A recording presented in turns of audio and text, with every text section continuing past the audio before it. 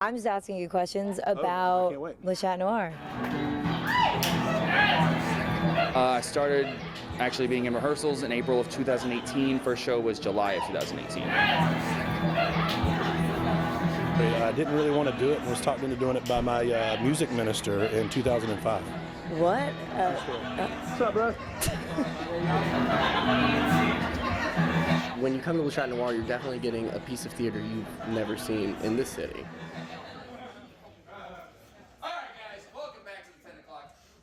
Yeah, so I'm Michael, and I am the artistic director of Schrodinger's Cat, and I'm also a performer here at the theater. So tell me about Schrodinger's Cat. What are you guys? What do you guys do? Schrodinger's Cat is Augusta's only improv group. We've been around for over 10 years now. Our shows have grown over the years, and we've sold our 8 o'clock show. We've sold that out for 3 years straight. Julius, this is I have you science, yes! Look how he's swelling. You see his face? Yeah, I thought he said I'm allergic to everything but peanut butter.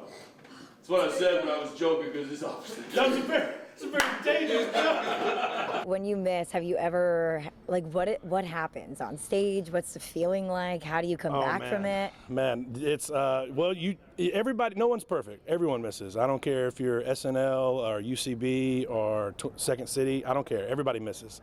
So you move on as fast as you possibly can and hope to God they forget. There's a tremendous amount of trust that goes into these shows. We go in with the mindset of we're not trying to be individually funny, we're trying to be collectively funny.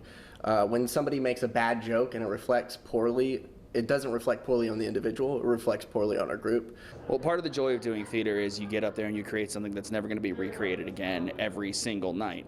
Only with improv, you take that a step further. I just want to say, you never listen to anything that I say. I think we're getting serious.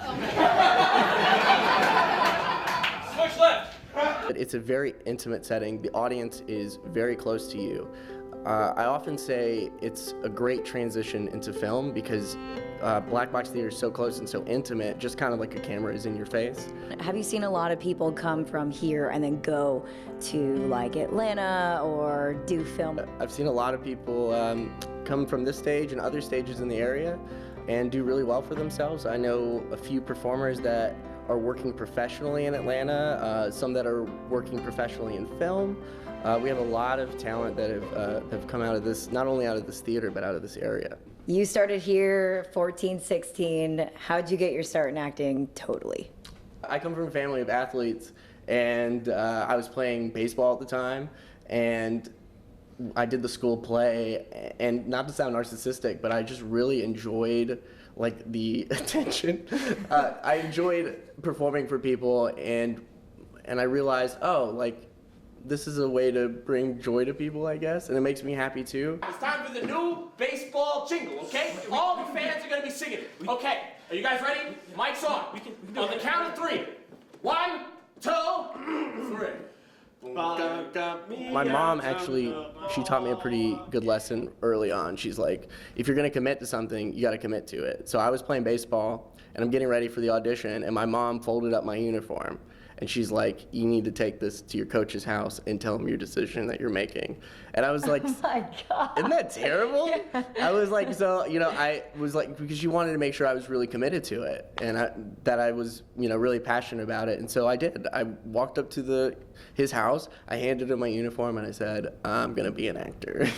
When you have a good show and everybody laughs and then they come up to you after the show, they tell you how great you did, what is that like? It's kind of cool. It's really fun to know that you were able to help someone have a good night or enjoy their time, and they spent money. You know, they spent money to come see us, and that they felt like it was worth that, and they're excited and want to be back. It's a cool feeling to know that you're making a difference, even if it's on something as small as, hey man, I had a crappy day and I wanted to kick my weekend off the right way, and so I came down here and laughed my face off. Being with a group of people who are just there to support each other and just constantly build each other and constantly storytell is great. It's a thrill every time I get to do it, no matter where I'm doing it or who I'm doing it with. It's important. If you take, you take theater out, you take film out, you take music out of life, it's boring. it's boring. We're important. We're just as important. If athletes and football games are important, it's entertainment. It's a different kind of entertainment. It takes the same level of dedication.